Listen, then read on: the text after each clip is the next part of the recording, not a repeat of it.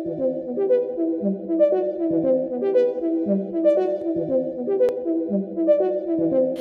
says I'm a beautiful liar. Might give you hell, but it's a beautiful fire burning in your mind. Now I'm giving you desire. Oh, got you hooked from my wire, and I'm pulling you higher. Now you say I'm bad for you, but talk is cheap. Don't act brand new. See, don't I make your dreams come true? Every night when I come through, now it's purple lights and alcohol. You push me against the wall. You whisper that you want it all. Nightfall, then fall for me again.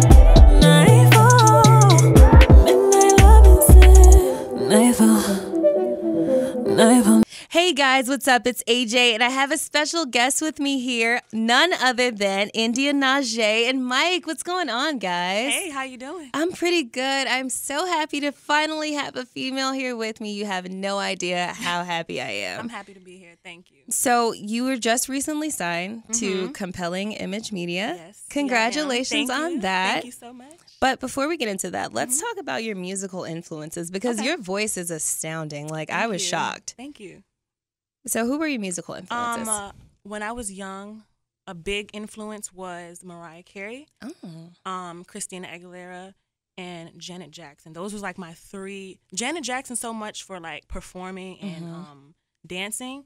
Christina Aguilera, Mariah, definitely the singing, of course. I get those vibes from you. Yeah, definitely. That was my biggest inspirations. I like that. So speaking of your musical influences, if there was one artist that you could currently work with, who would it be? One. You can bring more than one. Okay, I'm gonna try to. Okay, where do I even go? It probably have to be Jhené Aiko. That's like one of my. I love Jhené Aiko. She's like, as soon as she came out, I'm not talking about like this year. I'm talking about like when she first dropped her underground stuff on YouTube. I was like, this girl is so dope. She's so her. She's so spiritual. She's so cool. Like, she's so cool. So it would be Jhené. SZA. I would want some rappers. Ooh, yeah. A$AP Rocky. Kendrick Lamar. That. I can't just name one, but Jhené for sure.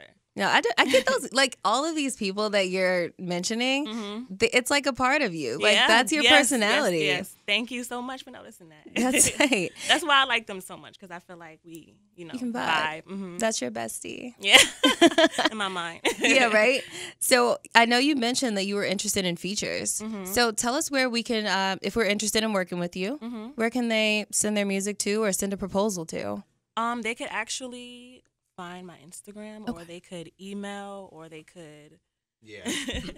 Yeah, I think the best way that it could get right. I think the best way they could get in contact is hitting up the label, Compelling Image Media. Right now, you can just reach us at compellingimagemedia@gmail.com. Yeah, and you can maybe shoot India a DM, I guess. For now, that might be something that could that might work. But for now, definitely hit up compellingimagemedia@gmail.com. Gotcha. Yeah. So I know we were previously talking about females in the music industry, because right now I feel like females are at the top of their game, and I am so happy about it.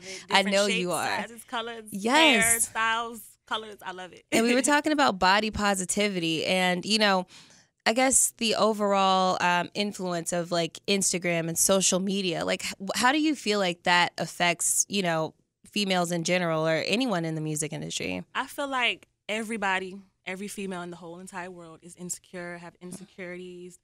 And with Instagram and these perfect looking girls, it kind of can be hard, especially for young people, because they're looking up to these girls and they don't realize, they have insecurities too. And I mean, if you like, the body parts and all that stuff, then I guess, if it make you feel better. But I can definitely see it like being a bad thing for girls, making them feel really insecure. Right. And I know you were mentioning something about makeup. We were talking about how we both love it, but what was that phrase that you said? Because that really stuck with me. Yeah, I love makeup. I love makeup. But one year for Christmas, my cousin had bought me a makeup box, and he came upstairs in my room and he was like, makeup is to enhance the beauty, not to create it. And those words always stuck with me. And I feel like a lot of girls now are kind of abusing makeup. They are totally different people when they take off their makeup. They look like they're a whole different race. Yes, okay. So it's like, do it because you want to do it because it makes you feel good, but also love how you look without it. You know what I mean?